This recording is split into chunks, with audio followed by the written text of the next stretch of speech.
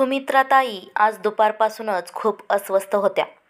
घरातील कामात देखील त्यांचे लक्ष लागत नव्हते. नेहमी अगदी प्रेमाने सर्व काही करणारी आपली पत्नी इतकी अस्वस्थ झालेली पाहून शामराव देखील काळजीत पडले. खरं तर गेले 4 महिने या उभयतांनी घरात काही गोडधोड केले नव्हते की कुणा नातेवाईकांकडे गेले नव्हते. सुमित्राताई आणि शामराव हे सुखवस्तू कुटुंबातील जोडपे. लग्नाला 10 वर्ष होऊनही घरात पाळणा हलेना. अपत्यप्राप्तीसाठी नातेवाईकांनी थोरामोठ्यांनी सांगितलेल्या प्रत्येक गोष्टींची त्यांनी मनोभावे पूर्तता केली. शेवटी वर्तमानपत्रातील एका जाहिरातीने त्यांचे लक्ष वेधले. आता हा शेवटचा पर्याय म्हणून त्यांनी डॉक्टर पाटील यांच्याकडे उपचार करण्याचे ठरवले.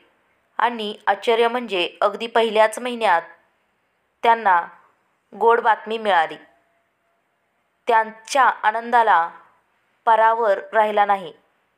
मोठ्या कौतुकाने बाळाचे सर्व काही केले. स्वराध्य हा त्यांचा एकुलता एक मुलगा त्यांचे सर्वस्व होते.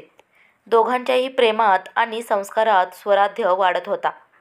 शालेय व महाविद्यालयीन जीवनात तो एक हुशार आणि अष्टपैलू विद्यार्थी म्हणून सर्वांचाच लाडका होता.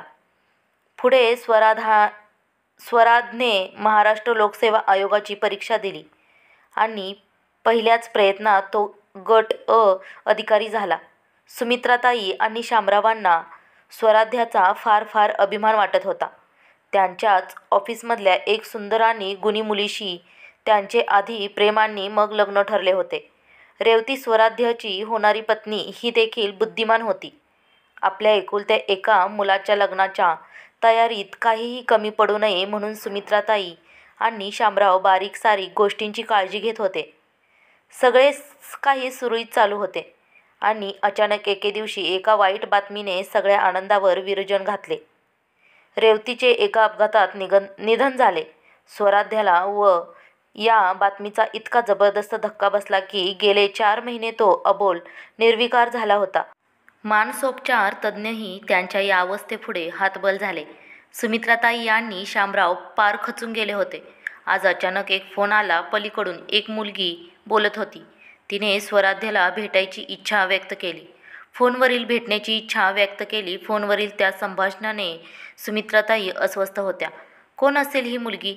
हिला स्वराध्याला का भेटायचे आहे या विचाराने सुमित्राताई बैचेन झाल्या होत्या आणि म्हणूनच सकाळपासून त्या अस्वस्थ होत्या. फोनवर सांगितल्याप्रमाणे ती मुलगी घरी आली. येताच तिने सुमित्राताई आणि शामरावांना वाकून नमस्कार केला.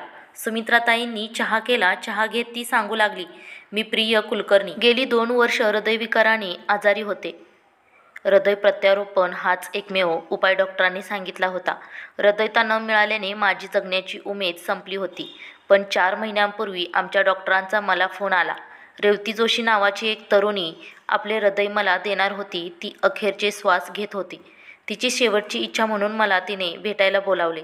तेव्हा शेवटच्या क्षणी रेवतीने मला स्वराध्याविषयी सर्व सांगितले आणि या जगाचा निरोप घेतला. माझ्यावर यशस्वी शस्त्रक्रिया झाली आणि रेवतीने मला नवीन जीवदान दिले. खरं सांगू, त्या दिवसापासून माझे मन स्वराध्याला भेटण्यासाठी आतुर झाले आहे. कृपया मला त्याला भेटू द्या. सुमित्राताई आणि शामरावांना हे काय चालले आहे काही कळेना. त्यांनी प्रियाला स्वराध्याची खोली दाखवली. पाठमोऱ्या स्वराध्याला हाक मारण्यासाठी नकळत प्रियाच्या मुखातून शब्द निघाले. स्वरू आणि काय आश्चर्य, निर्विकार. स्वराध्य पटकन मागे वळाला. दोघे एकमेकांकडे पाहू लागले. प्रियाने धावत जाऊन स्वराध्याला मिठी मारली. स्वराध्याच्या डोळ्यातून घळाघळा अश्रू वाहत होते. एका हृदयाची साथ दुसऱ्या हृदयाने ऐकली होती. ही कथा तुम्हाला कशी वाटली कमेंट करून कळवा आणि आपल्या चॅनलला लाईक, शेअर अँड सबस्क्राईब करायला विसरू नका. धन्यवाद.